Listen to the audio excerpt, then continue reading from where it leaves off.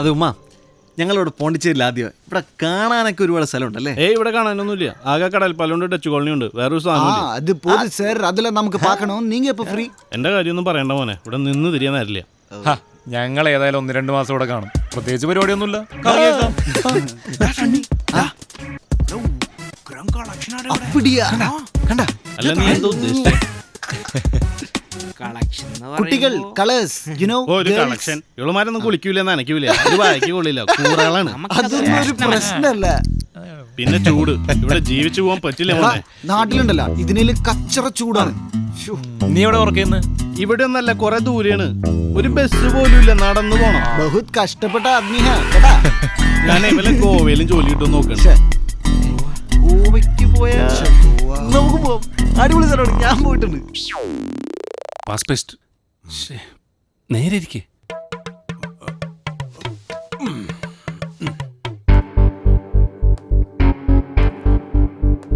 ഇവനാണ് അമീർ.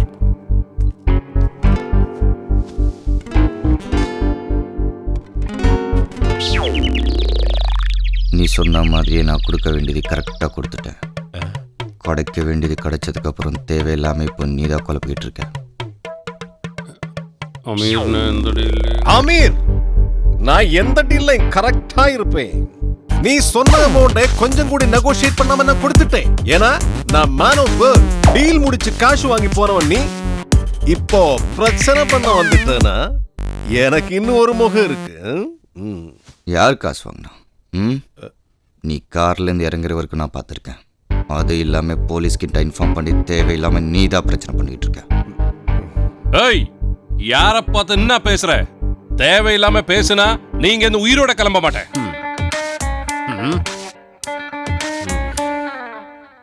பாக்குறேன்.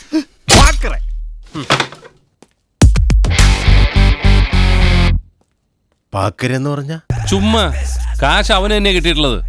അല്ലേലും അതൊന്നും ആലോചിച്ച് പാസ്പിസ്റ്റ് വിഷമിക്കണ്ട. ഞാൻ പറഞ്ഞു തരുന്ന ഡയലോഗ് അതുപോലെ അങ്ങ് പറഞ്ഞാ മതി.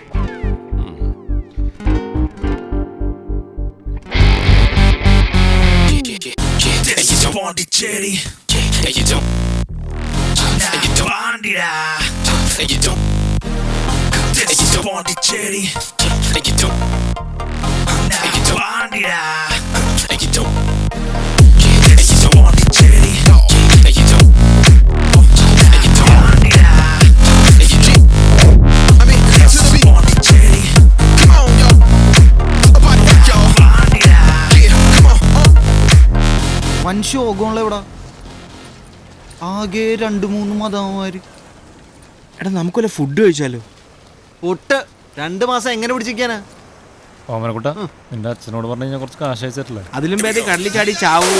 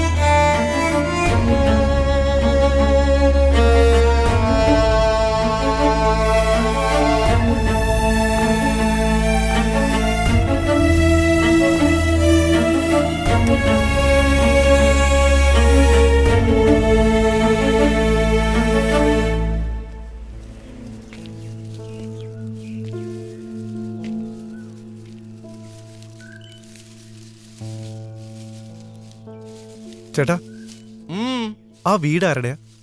അറിയത്തില്ല. അവിടെ ആരും താമസമൊന്നുമില്ലേ? അതും അറിയത്തില്ല. പിന്നെ ഞങ്ങളിവിടെ താമസത്തിന് വന്നത് കഴിഞ്ഞതിന്റെ അങ്ങേ ചിങ്ങത്തില, അതായത് തിരുവോണത്തിന്റെ തലേ ദിവസം. അപ്പൊ ശരി. അല്ല, ഞാൻ പറഞ്ഞു തീർന്നില്ല. നാളിതുവരെ അവിടെ അങ്ങനെ ആരും വരാറുമില്ല, പോകാറുമില്ല. ശരി ഏട്ടാ.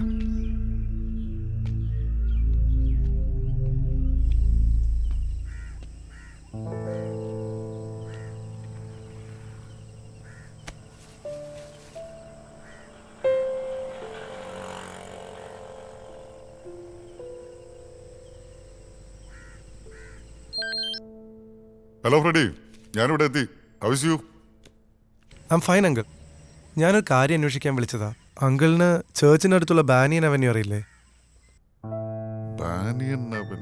ആ, അതിനകത്തെ ഹൗസ് നമ്പർ 23 ആരുടെയാണെന്നറിയോ? അത് ഒഴിഞ്ഞടക്കാണല്ലോ. അങ്കിൾ ആ പ്രോപ്പർട്ടിയുടെ ഫുൾ ഡീറ്റെയിൽസ് എനിക്കൊന്ന് എടുത്തു തരുമോ? അതിന്റെ ഓണർ ആരാണെന്നും മറ്റും. നിനക്കെന്തിനാ ഇപ്പൊ എന്റെ ഡീറ്റെയിൽസ്? പിന്നെ എനിക്കതിനെ പറ്റി കൂടുതലൊന്നും അറിയില്ല. ഞാൻ അന്വേഷിച്ചിട്ട് പറയാം. എന്തിനാണെന്നുള്ളത് നേരിട്ട് കാണുമ്പോൾ പറയാം. ഡീറ്റെയിൽസ് ഒന്ന് എത്രയും പെട്ടെന്ന് ഒന്ന് എടുത്തു തരുമോ? ആണോ? എന്നാ ഓക്കെ, ഞാൻ നോക്കട്ടെ. ഓക്കെ.